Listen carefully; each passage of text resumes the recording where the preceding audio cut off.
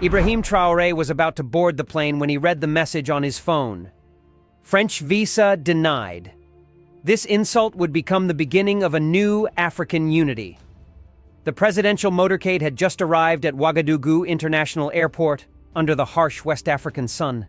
Military personnel stood at attention, their uniforms crisp despite the humid heat. Officials from various ministries had gathered on the tarmac, a sea of formal attire and expectant faces.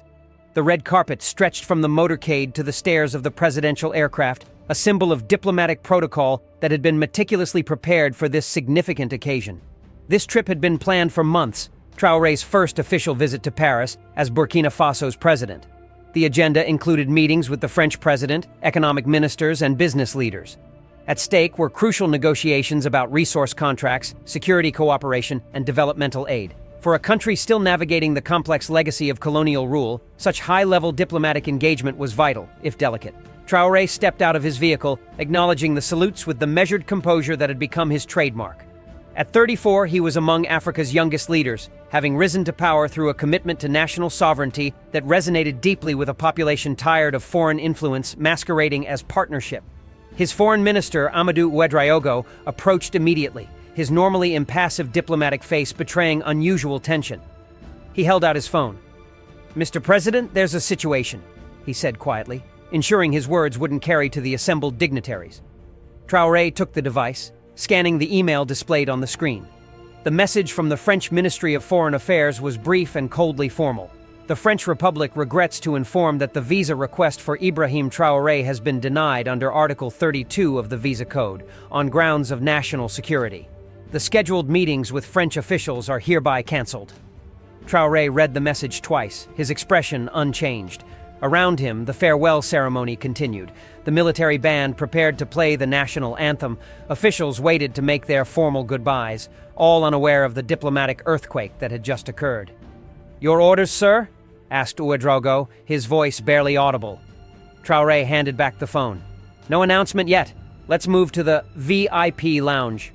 As they walked across the tarmac, maintaining the appearance of normalcy, Traoré's mind raced through the implications.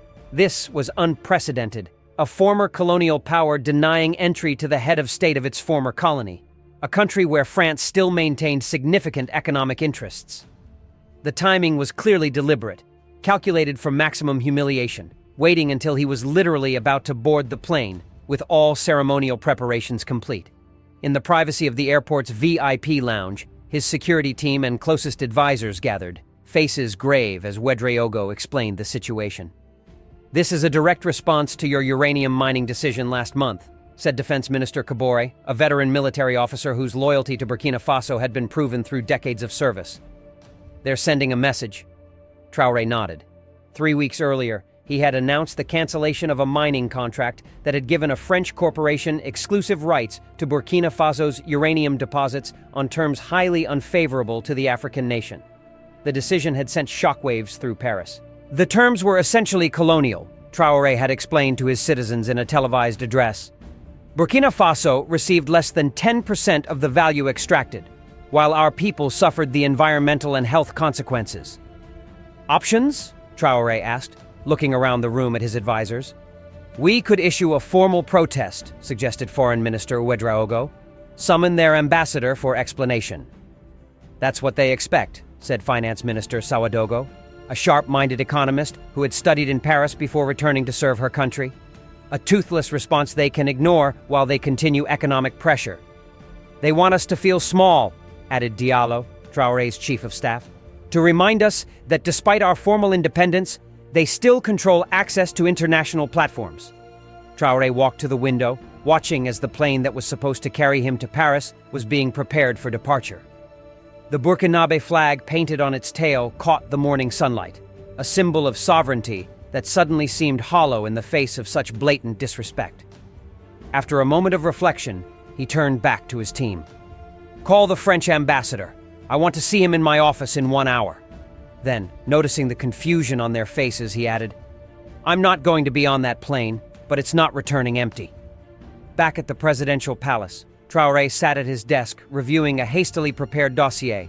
It detailed French economic interests in Burkina Faso, mining operations, infrastructure contracts, import-export arrangements. The scale of continuing economic dominance decades after formal independence was striking when laid out comprehensively. French companies controlled 67% of Burkina Faso's industrial gold production, 89% of its uranium extraction, and held majority stakes in the country's telecommunications, banking, and transportation sectors. This economic leverage had translated into political influence, with previous governments carefully avoiding any policies that might displease Paris. The intercom buzzed. "Mr. President, the French ambassador has arrived. Send him in." Ambassador Jean-Marc Renault entered with the practiced confidence of a veteran diplomat. Tall, silver-haired, impeccably dressed in a tailored suit despite the heat, he represented a nation that had controlled this territory for over 60 years, shaping its institutions, economy, and even national identity. "Mr. President," he began, his tone cordial but slightly condescending, "I understand there's been some confusion regarding your visa application. I'd like to—" "There is no confusion, Ambassador," Traoré interrupted, his voice level. "Your government has made its position quite clear." He slid a document across the desk. "This is an order expelling 34 French diplomats, including yourself. You have 48 hours to leave the country." Renault's diplomatic composure cracked momentarily, his eyes widening as he processed the directive. "This is an extreme overreaction that will damage relations." "Relations were damaged when your government denied entry to a head of state," Traoré said calmly. "But this expulsion isn't retaliation. It's a necessary security measure. After all, if I'm considered a security threat to France, clearly your diplomatic presence poses a similar threat to Burkina Faso. The consequences will be severe," Renault warned, his tone hardening. "Economic cooperation, development aid, security assistance—" "Let me be clear, Ambassador," Traoré said, rising from his chair. "This isn't a negotiation, it's a notification. 48 hours. After Renault left, Traoré sat silently for several minutes, weighing the path he had just committed to.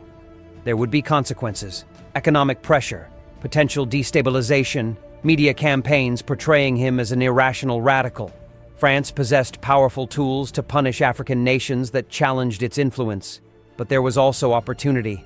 The visa denial was so blatantly disrespectful that it provided perfect justification for what Traoré had been contemplating since taking office. A fundamental restructuring of the post-colonial relationship that kept African nations perpetually subordinate to their former rulers.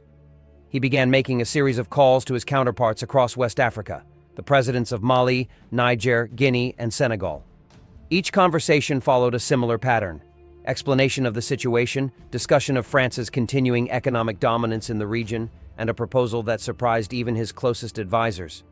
"This isn't just about Burkina Faso," he told Niger's president, whose country faced similar challenges with French uranium mining operations. "It's about dignity for all our nations. The response must be collective." To Mali's president, who had recently faced French criticism for seeking security partnerships outside traditional Western allies, he was even more direct. "They use the same playbook against all of us. Diplomatic isolation, economic pressure, security threats. We've been fighting separately and losing. It's time to stand together." That evening, Traoré addressed his nation in a televised broadcast. Seated at his desk with the Burkina Faso flag behind him, he explained the situation with the calm precision that had become his trademark. "Citizens of Burkina Faso, today our former colonial power attempted to humiliate not just me, but our entire nation. By denying a visa to your democratically chosen president, France has shown that in their eyes, we remain subjects, not equals."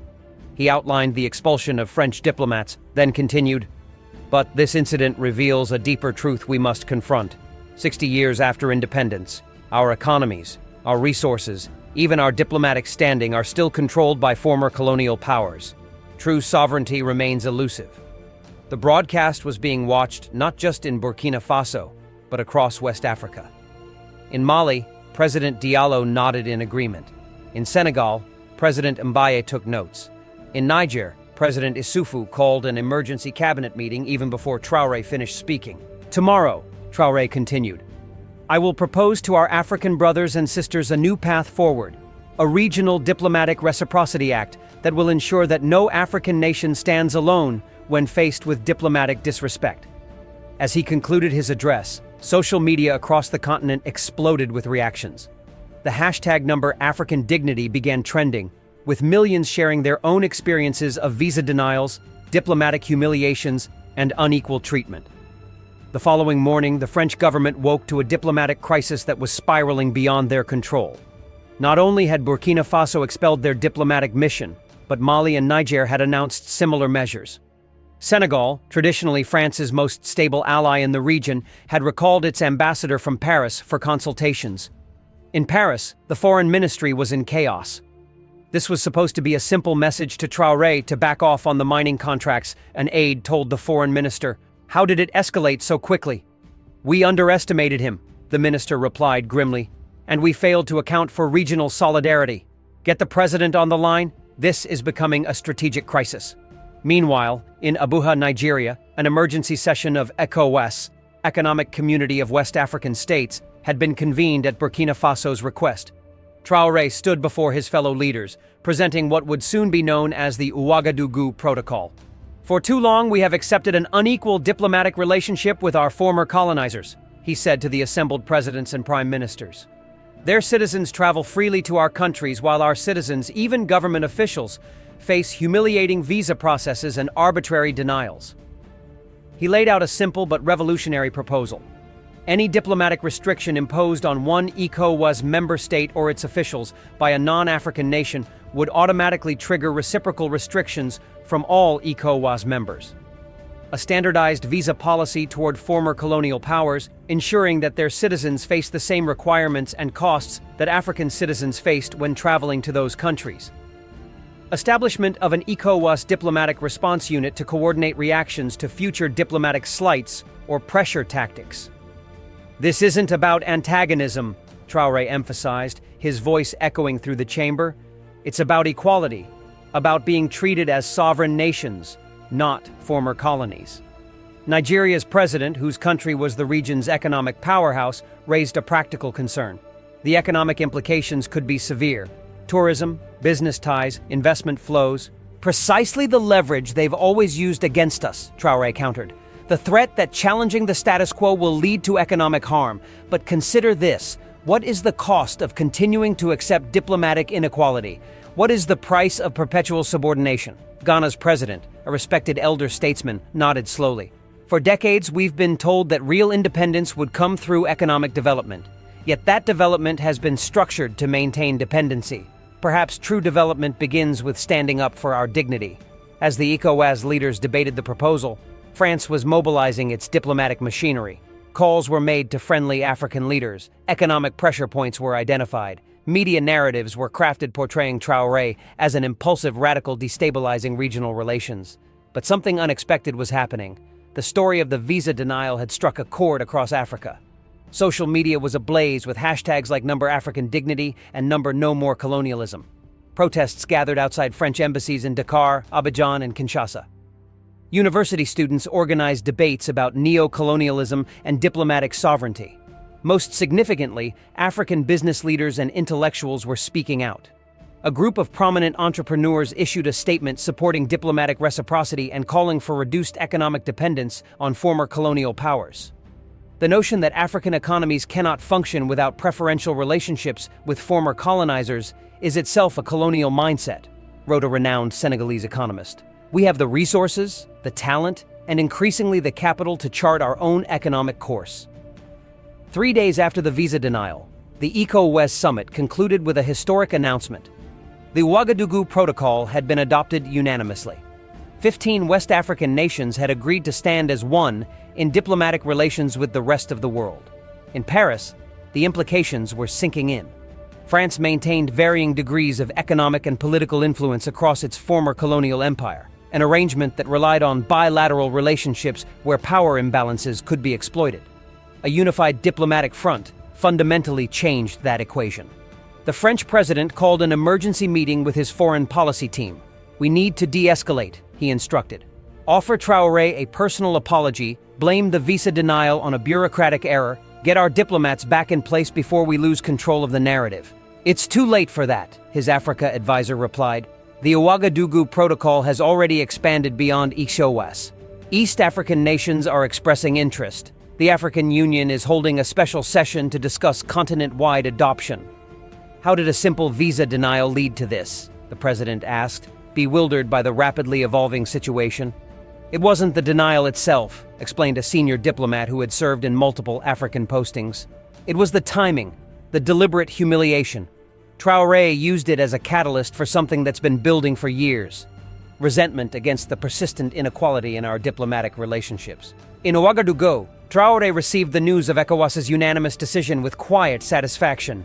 This wasn't about personal vindication, but about a principle that transcended individual leaders or nations. His phone rang, a secure line used for confidential communications between heads of state. It was the French president, calling directly for the first time. "President Traoré," the voice began without preamble. "This situation has escalated unnecessarily. I want to personally assure you that the visa denial was a regrettable administrative error. We would like to welcome you to Paris at your earliest convenience to resolve any misunderstandings."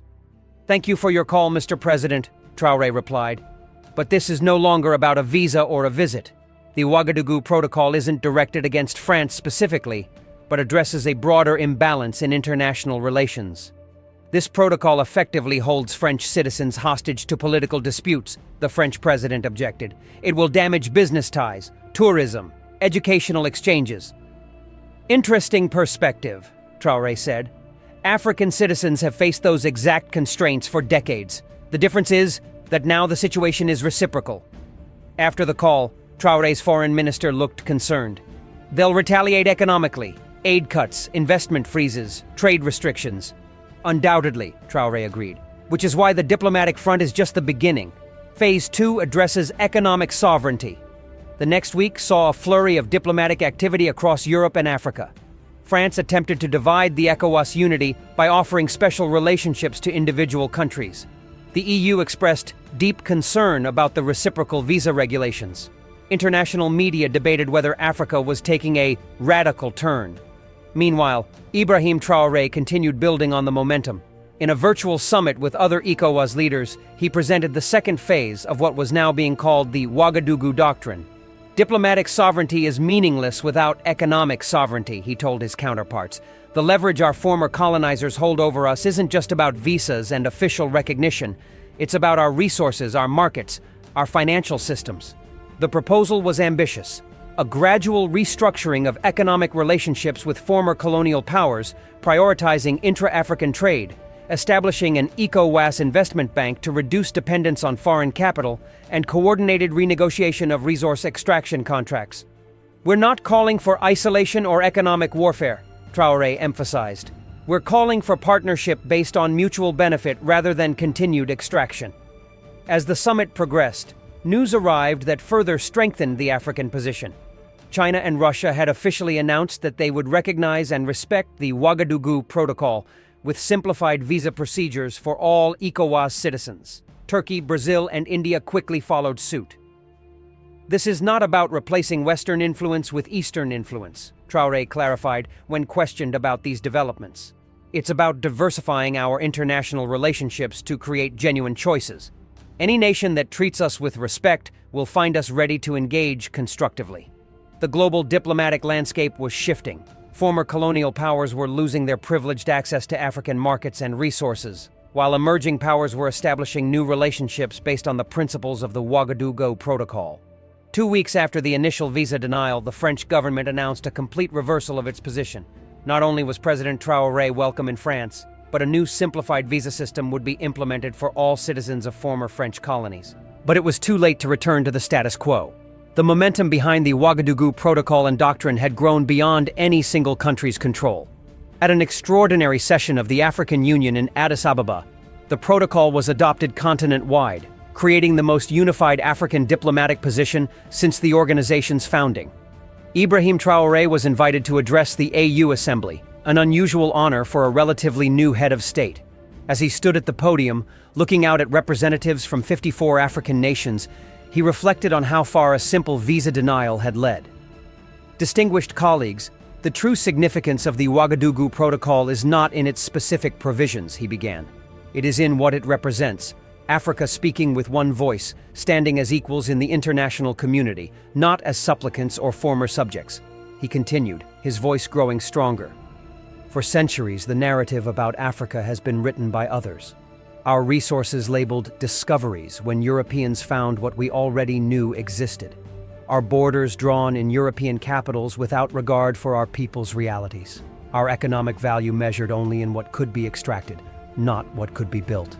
The assembly was silent, absorbed in his words. That narrative is ending, not because we reject partnership with the wider world, but because true partnership can only exist between equals. The Ouagadougou Protocol is simply a statement of that equality, a declaration that Africa's dignity is non-negotiable. As Traoré concluded his address, the assembly rose in a standing ovation. The message was clear: a new era in international relations had begun, catalyzed by a simple denied visa and transformed by a leader who saw opportunity in insult. In the months that followed, the Ouagadougou Doctrine expanded beyond diplomacy and basic economics. African nations began coordinating positions on climate negotiations, trade agreements, and international security matters. Intra-African trade increased dramatically as artificial colonial barriers gave way to more natural regional relationships. Perhaps most significantly, a psychological barrier had been broken.